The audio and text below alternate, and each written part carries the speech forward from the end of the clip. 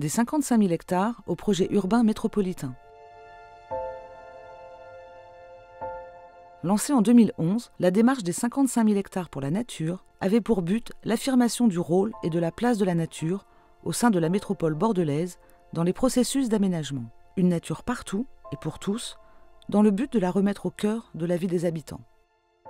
C'est la première fois que le rôle du paysage dans une agglomération était ainsi appréhendé, à la fois dans ses fonctions sociales, économiques et environnementales, afin de dépasser l'antagonisme entre la ville et la nature. Dans cette optique, 5 équipes de paysagistes ont été retenues autour de plusieurs thèmes. Le premier de ces thèmes est celui de la nature comme catalyseur de la ville dense. Be-Citizen fut l'équipe retenue pour ce lot. Il est important aujourd'hui de repenser le rôle même de l'acteur public métropole. C'est peut-être un acteur réglementaire, c'est peut-être un acteur interventionniste en termes de maîtrise d'ouvrage, mais c'est peut-être aussi un acteur animateur de réseau, de réseau d'acteurs internes à son territoire, internes à son administration, mais aussi externes, et d'essayer d'élargir au maximum les acteurs impliqués. Quelle valeur pour conforter un véritable statut au grand territoire nature. Cette thématique concerne les grands espaces naturels, forestiers et agricoles, de la presqu'île d'Ambès, des coteaux de Garonne en rive droite, la vallée de la Jalle de Blanquefort et les forêts de l'ouest de l'agglomération. Quels usages pour des zones inondables et des zones humides fonctionnelles en ville? Il s'agit ici de préserver, tout en les valorisant, ces zones humides ou inondables en leur redonnant des usages et une valeur. L'équipe retenue pour ces deux thématiques fut l'agence Terre. Ce qui m'intéresse, ce sont les situations finalement où la ville, dans toutes ses composantes, vient s'accrocher à des éléments de nature, comme ici le fleuve. Parler de la nature à l'échelle de l'ensemble interpelle, et le fait de placer la nature et d'attendre très clairement un positionnement de paysagiste nous a paru fondamental dans l'idée de installer l'urbanisme sur son socle géographique. L'identité du territoire peut-elle émerger de la définition des trames vertes et bleues? L'équipe retenue pour ce lot fut l'équipe de Basse-Metz. Il s'agissait donc ici de révéler les continuités paysagères naturelles et d'en faire des lieux de vie. La stratégie de Basse-Metz consistait à créer des continuités visibles dans la ville et à révéler les paysages oubliés du territoire. La nature est un mot assez difficile. Nous, on préfère parler de projets paysagers, ou projets de paysage, ou encore projets métropolitains qui incorporent à la fois le projet urbain et le projet de paysage. Du coup, je pense qu'aujourd'hui, la ville, en fait, l'opposition ville-campagne n'existe plus. La ville est devenue métropole et le paysage devient aussi un paysage métropolitain. Et ces deux aspects deviennent le projet métropolitain.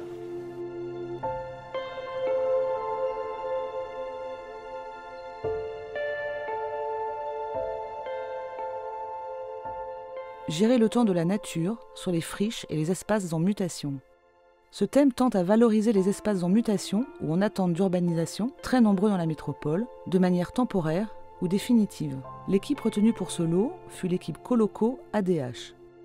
Je pense qu'aujourd'hui, on est dans un deuxième temps de réélaboration du projet métropolitain, tenant compte des stratégies et des outils qui ont été élaborés là, qu'on a mis à l'œuvre pendant cette période-là et qui aujourd'hui ont besoin d'une nouvelle dimension stratégique et métropolitaine pour à nouveau aller dans un cycle d'action coordonnée.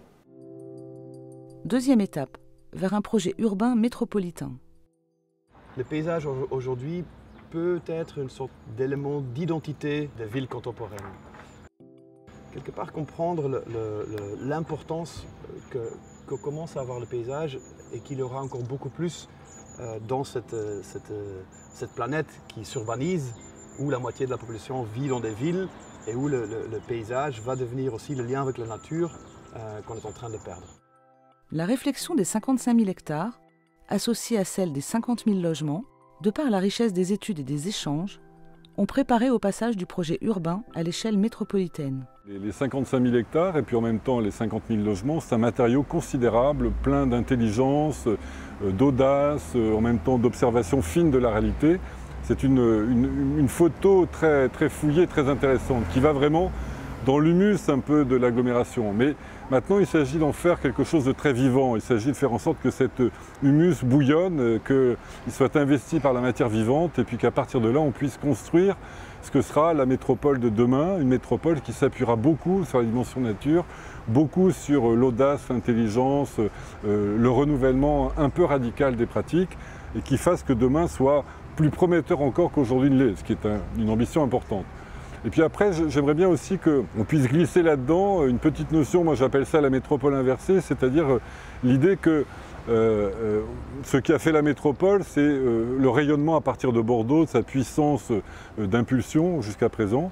Mais je crois qu'il y a aussi beaucoup de capacité à impulser le changement et l'avenir en partant aussi des périphéries métropolitaines, de tout ce qu'elles ont d'imagination, de créativité, de potentiel.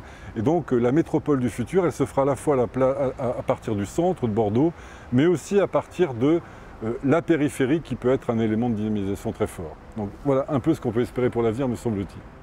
L'ensemble des études et les workshops associés ont permis d'inscrire la démarche dans la continuité du projet de Bordeaux, à savoir l'axe Garonne comme étirement du centre-ville, tout en considérant que la métropole de Bordeaux est composée de territoires ayant des qualités intrinsèques à révéler.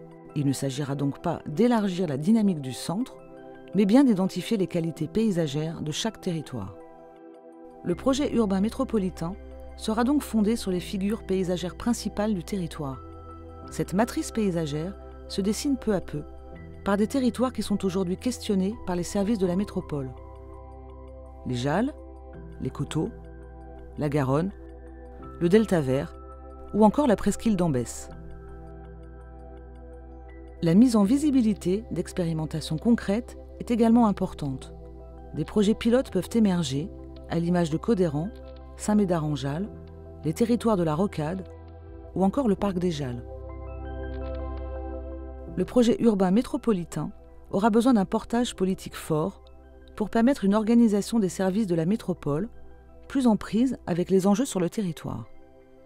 Il aura également pour vocation première de transcender les frontières entre les acteurs investis autour des grands enjeux paysagers, grandes entreprises, propriétaires fonciers, offices de tourisme, CCI, agriculteurs, usagers, pour engager une véritable dynamique métropolitaine durable.